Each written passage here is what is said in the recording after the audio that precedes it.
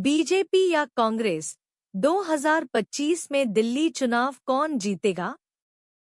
दोस्तों, जैसा कि आप जानते हैं कि 2025 के पहले कुछ महीनों में दिल्ली विधानसभा चुनाव होने की उम्मीद है। चुनाव मैदान में मुख्य पार्टियां हैं आम आदमी पार्टी, आप, भारतीय जनता पार्टी, बीजेपी और कांग्रेस। इस वीडियो स्टोरी के साथ आगे बढ़ने से पहले आपसे अनुरोध है कि हमारे आरएमएन यूट्यूब चैनल को सब्सक्राइब करें और अपने दान से हमारे रमन मीडिया नेटवर्क या आरएमएन न्यूज सर्विस को आर्थिक रूप से सहयोग करें। इस वीडियो के नीचे दान का लिंक दिया गया है। अब दिल्ली में इन राजनीतिक दलों ने अपने चुनाव अभियान को आक्रामक रूप से शुरू कर दिया है, लेकिन उनमें से कोई भी यह नहीं बता रहा है कि वे दिल्ली के लोगों को उन बड़ी समस्याओं से कैसे निजात दिलाएंगे जिनका सामना वे राज्य में आम आदमी पार्टी की सरकार के पिछले 10 सालों से कर रहे हैं। मतदाताओं को धोखा देने के उद्देश्य से इन दलों के राजनेता दिल्ली को रहने लायक शहर बनाने की योजना, अगर उनके पास कोई है, बताने के बजाय केवल एक दूसरे पर आरोप लगा रहे हैं। शासन के अभाव में दिल्ली के लोग बड़े पैमाने पर भ्रष्टाचार, जानलेवा प्रदूषण, खराब स्कूली शिक्षा, चरमराती स्वास्थ्य सेवा प्रणाली, प्रशासनिक संघर्ष और नौकरशाही की लापरवाही के तले दबे हुए हैं। अरविंद केजरीवाल, जो दिल्ली के मुख्यमंत्री सीएम थे, ने हाल ही में अपने पद से इस्तीफा दे दिया क्योंकि वे कथित तौर पर दिल्ली के शराब माफिया से जुड़े एक बड़े भ्रष्टाचार घोटाले में शामिल हैं। हालांकि केजरीवाल को जमानत पर जेल से रिहा कर दिया गया है, लेकिन सुप्रीम कोर्ट ने फैसला सुनाया कि वे दिल्ली के सीएम के रूप में काम नहीं कर सकते। हालांकि केजरीवाल ने अपने सीएम पद से इस्तीफा दे दिया है, लेकिन वे प्रॉक्सी सीएम बने हुए हैं और उन्होंने एक डमी महिला सीएम को चुना है जो उनके सबसे वफादार चाटुकारों में से एक है। लेकिन वह दिल्ली में लगातार समस्याओं के बारे में अनभिज्ञ है और प्रशासनिक मामलों को नहीं समझती है। आज दिल्ली सरकार द्वारा एकत्र और खर्च किए गए सार्वजनिक धन का कोई उचित रिकॉर्ड नहीं है। चुनावी रणनीति के तहत केजरीवाल दिल्ली के निवासियों को मुफ्त बिजली, पानी, बस यात्रा आदि देकर जनता का बहुत सारा पैसा बर्बाद करते हैं। लोगों को उचित शिक्षा देकर सशक्त बनाने के बजाय केजरीवाल एक आश्रित समाज का निर्माण कर रहे हैं जो कभी भी देश की प्रगति में मदद नहीं कर सकता, क्योंकि अधिकांश लोग अपनी आजीविका को शालीनता से कमाने के बजाय केवल सरकारी सहायता पर ही निर्भर रहेंगे। मुफ्त में सामान देकर केजरीवाल लोगों के साथ भिखारियों जैसा व्यवहार करते हैं।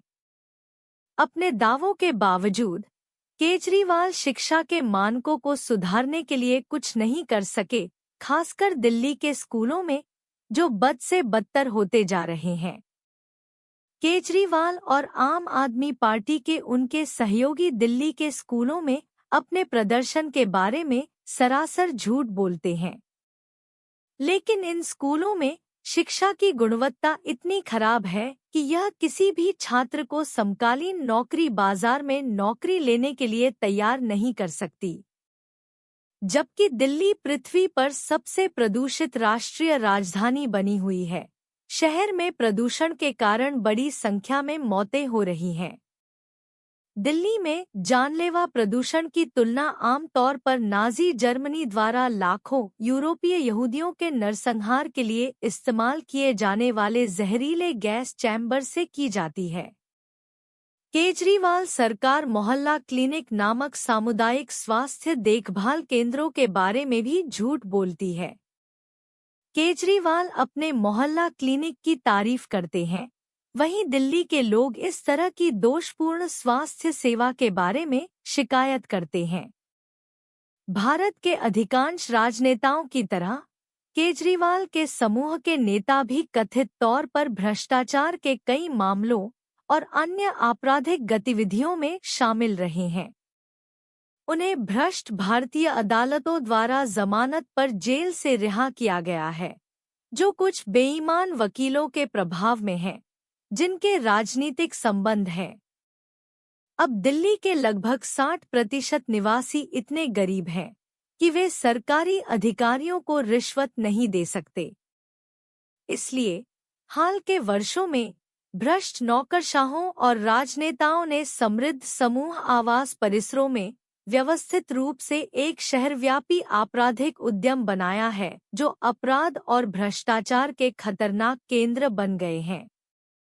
सहकारी समूह आवास समितियां या हाउसिंग सोसाइटी, जिन्हें दिल्ली सरकार के रजिस्ट्रार सहकारी समिति कार्यालय द्वारा विनियमित किया जाना चाहिए, अपराधियों के लिए पनाहगाह बन गई हैं, जो आवास समितियों के प्रबंधन समिति के सदस्यों के रूप में काम करते हैं।